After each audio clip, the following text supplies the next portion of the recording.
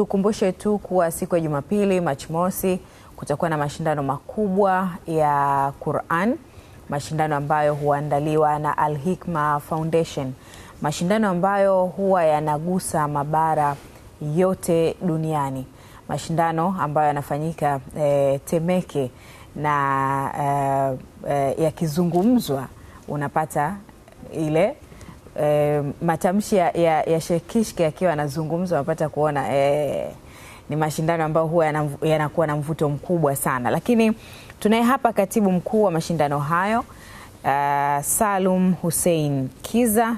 Lengo ni kujikumbusha kuhusu kuelekea siku ya mashindano haya. Karibu sana. Salum. Yaani katibu mkuu ndiye mwenye shughuli zote za utendaji kwenye mashindano kabisa. Asilimia majukumu yote hapo mimi na mwenyekiti wangu ambaye ni Sheikh. Maandalizi yamefikia wapi?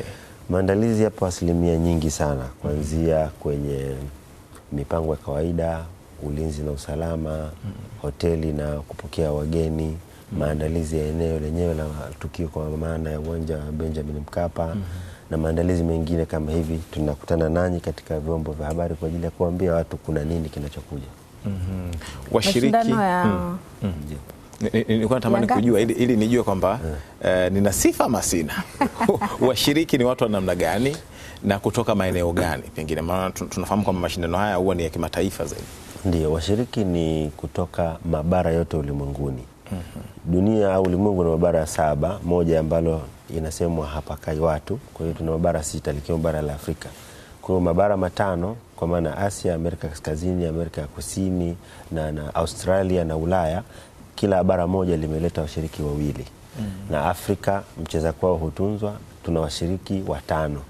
Kwa jumla washiriki wote ni 18. Ama vigezo vya ushiriki ni mtu kuwa amehifadhi Qur'ani nzima kichwani yote bila kupunguza hata herufi moja. Kama unaweza hilo basi mwakani nijiandae kukusajili.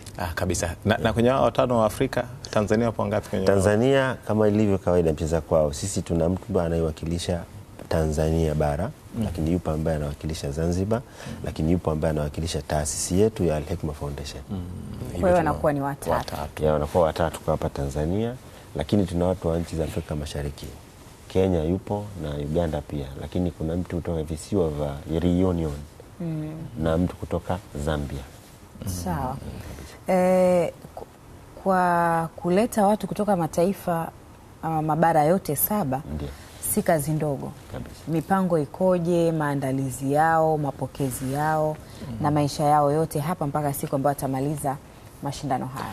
Kwanza jambo hili katika sura ya dhahiri wanaolitazama wanaliona likiwa uwanjani.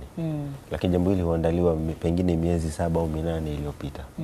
Mchakato unaanza kwa kuwatafuta hao washiriki, na sisi kama taasisi tuna mawasiliano mazuri na taasisi nyingine ambazo zinahifadhisha Qur'ani. Kwa hiyo tunazitumia taasisi zile kuwapata wale, na baada ya kufikia vigezo vyote kutimia, maandalizi yanafanywa. Kwa hiyo kwa mfano mpaka leo washiriki asilimia 90 wameshafika Tanzania. Sasa tunashughulika na safari zao kuanzia nchini mwao, visa zao, utaratibu wa kufika nchini, accommodation, malazi, chakula chao, usafiri wakiwa hapa ndani, ulinzi wao na kila kitu. Maandalizi yote yanahusu hilo. Kwa hiyo ni mchakato una zaidi ya miezi karibu 7-6 mpaka kufikia kilele siku ya Jumapili. Bila kusahau afya zao. Muhimu sana. Maana kusoma Qur'ani kuna ladha fulani hivi, inabidi uwe na mfumo mzuri wa upumuaji, afya iwe vizuri, iwe imara kabisa, kwa sababu nao pia wanafanya ni usomaji. Qur'ani ni kitabu cha kurejewa na kurejewa na kurejewa. Kwa hiyo kurejea huku kunajenga uzoefu, kuhimili sauti, pumzi na kadhalika. Tuna siku moja tu kwa maana ya kesho tu. Wageni wameshafika, washiriki wengine. Wageni wameshafika ambao ni washiriki, lakini pia tunategemea kupata wageni kutoka nchi za Afrika Mashariki ambao watakuja kushiriki nasi. Lakini pia na wageni kutoka nchi nyingine kama Reunion, kutoka Uingereza, kutoka Uturuki, kutoka na maeneo mengine. Kuna mabara au katika nchi zinazoshiriki mwaka huu, kuna nchi ambazo nadhani sisi hata tukisoma jiografia shule za msingi hatakuwa hata tukizifahamu. Barbados, Guyana ni nchi ambazo ni ngeni kabisa, lakini ni sehemu ya nchi ambazo zinashiriki mashindano ya mwaka huu. Sasa mashindano ya 26 hivi sasa. Mashindano 26 na upekee wake hasa utakuwa ni upi? Vitu kadhaa vya kutajwa kama upekee wa mashindano yetu ni kama moja, sisi tunawaambia waumini na Watanzania wote waje uwanjani, wahamasike kuja uwanjani kwa sababu wanakifuata kitu chenye thamani. Na hatuwatangazii na hatuwapelekei usafiri, tunawahamasisha waone wao thamani ya kuja uwanjani. Hata wale wachache ambao tunawapa zawadi kwa kuja pale ni wale waliokuja wenyewe kwa utashi wao. Baada ya kuwa wamefika, tukiwa tunachochota zawadi tunawapa. Huu ni moja aina ya upekee la kwanza. Lakini la pili, ikumbukwe sisi kwa maana ya Al-Hikma Foundation ndio taasisi ya kwanza imeanza kufanya mashindano ya Qur'ani ndani ya uwanja wa mpira. Siku zote mashindano yakifanyika kwenye ukumbi watu 3,000, watu 5,000, lakini sisi kwa kuthubutu tulianza mwaka 2015 uwanja wa Uhuru, na baadaye mwaka 2016 wakati huo Waziri Mkuu Mheshimiwa Kassim Majaliwa akasema hapana, uwanja huo hautoshi, tukaenda uwanja wa Mkapa na tumeendelea hapo mpaka leo. Na uwanja ule kwa taarifa za mwaka jana saa 2 na dakika kama 39 tangazo lilitoka kwamba uwanja umejaa, kwa maana walioko nje hawaruhusi kuingia kwa sababu ya wengi waliokuwa wameshaingia ndani. Huu ni upekee. Si tu ni uwanja mkubwa, lakini tunajaza na watu wanabakia nje. Na hili likitufundisha jambo, linatufundisha kwamba watu wanahamasika na kuthamini ujumbe uliomo ndani ya kitabu cha Mwenyezi Mungu kwa maana ya Qur'ani. Washiriki 18. Yeah. Wanawake ni wangapi? Katika mashindano yetu tuna washiriki wa kiume peke yao.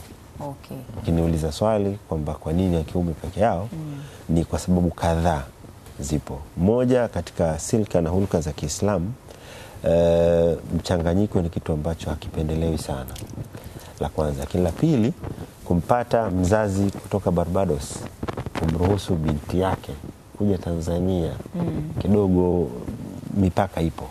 Ni jambo ambalo hapa Tanzania, nakumbuka mwaka 2019 tulikuwa na mshiriki wa kike wakati wa mgeni rasmi akiwa Rais Magufuli. Alikuwa mshiriki wa kike na wala hatazuii, ila mara nyingine inatokea hawatimizi vigezo, na sisi ni watu wa kufuata vigezo. Sawa, Watanzania wanakutazama hivi sasa. Ndio. Wakumbushe kuwa Machi mosi ni mashindano ya Qur'an.